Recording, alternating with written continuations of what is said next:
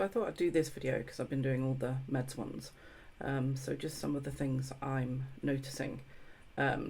So I've always been a pretty emotional person, not as in knowing what my emotions are, because I really struggle with that, as you'll see in previous videos, but as in just crying at the drop of a hat, like movies, adverts, being with someone else who's emotional, listening to people be amazing and share their feelings, etc, etc, etc.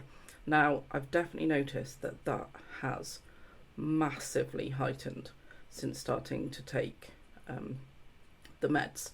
And again, this could just be, there's no definite link. I can't say for definite that that's just because of the meds. It could be getting the diagnosis, it could be beginning to accept who I am and my place in the world a bit more. It could be a whole host of other things, but I am literally crying at the drop of a hat. If I hear a piece of music, I say if I'm around somebody else who's like amazing, so I can cry happy tears, I can cry sad tears, I can cry empathetic tears, blah, blah, blah. And it's a pretty tough one to be out and about in the world when you're like, I'm going to this appointment and I've just heard something on the radio and oh my God, I've burst into tears. Just talking about this is making me want to burst into tears, which is fine. There's nothing wrong with that. It just does sort of make being in the world quite tricky. So I just thought I'd put that out there because you never know, there might be someone else who's experienced the same, and this is part of sharing what I'm going through in case somebody else goes, oh my God, yeah, me. I didn't realise that was a thing. And I know autistic people are often equated with not being emotional. I think that's a pile of bollocks, to be honest.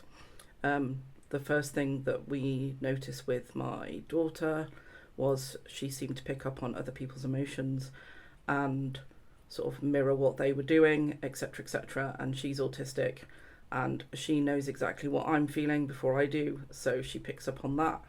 So firstly, that's bollocks, but secondly, I know I struggle with wording my emotions, and even when I'm crying, I'm not sure if it's happy tears or sad tears. I sometimes have to sort of then work that out.